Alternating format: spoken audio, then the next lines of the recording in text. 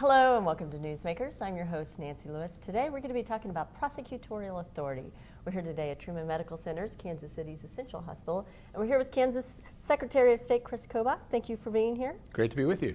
Okay, so Governor Brownback signed Senate Bill 34 earlier this year, and that gave you the authority to prosecute voter fraud. So let's talk a little bit about that. Why is this something that you felt was so important?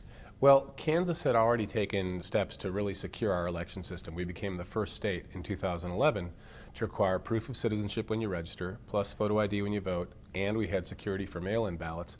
But those protections will stop many forms of voter fraud, but not all forms. And some forms of voter fraud, like voting twice, you'd be amazed how easy it is to vote in two states on the same election. We can't prevent it beforehand with a photo ID, but we can catch it and detect it afterward. And the only way to stop that kind of fraud is to deter it, to prosecute it so that people know, hey, you're going to get caught. And so that's why prosecutorial authority is the final piece of the puzzle. If you really want to secure your election system and do everything you can to stop fraud, then you want to make sure these cases get prosecuted. And what usually happens in most states, including Kansas, before this law, is that the prosecutorial authority lies at the county level. And county officials, they have, arson cases, rape cases, murder cases, and the odd voter fraud case that comes across the desk goes to the bottom of the pile and they just don't get done. So we asked for the authority and the legislature gave it to my office and to the Attorney General's office. So now state officials can help prosecute. Is this unusual? Do other states have this? I believe we're the first state in the country to have prosecutorial authority at the Secretary of State's office, but I've met with other secretaries of state and they're looking at Kansas as a model, and I think you may see other states following us. In fact, when we did our proof of citizenship law back in 2011, Alabama copied us word for word. You can cross out the word Kansas and put in Alabama, and that's their law. So we've become sort of a model state in leading the way to stop voter fraud, and I think that's good for the state, and it's a feather in our cap.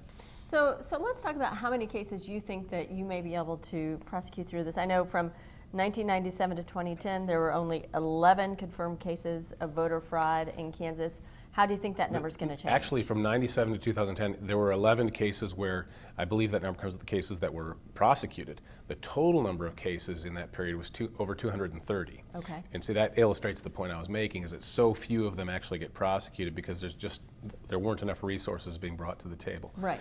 Now we'll be able to prosecute a higher percentage of those cases.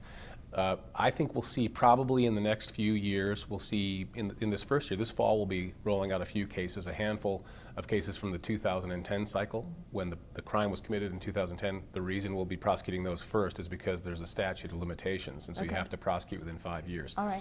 Then we'll be looking at cases from the 2012 and 2014 cycle.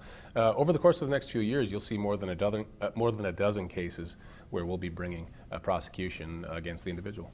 And quickly, you've also instituted the Interstate CrossCheck. Talk about how that goes with what we're talking about here. Yeah, the Interstate CrossCheck program is something that actually started as a cooperative effort in 2006 between Kansas, Missouri, Nebraska, and Iowa. These four Midwestern states said, hey, let's compare our voter rolls and see if people are moving from one state to the other, and then we can keep our voter rolls clean so that we can cancel the voter in the state that he or she left. Well, now approximately 30 states have joined this project, and I've been pushing other states to join it. And so now we can tell if a person is registered in both states, which is not a crime. But what is a crime is if you voted in more than one state. So this Interstate CrossCheck program, which Kansas hosts and all of these other states are part of, will tell you if a voter is voting in more than one state, and then the respective states can prosecute it if they have the resources. All right, never enough time. Thanks a lot. So good to see you. Thank you for being here. Thank you for being here. We hope to see you next time on Newsmakers.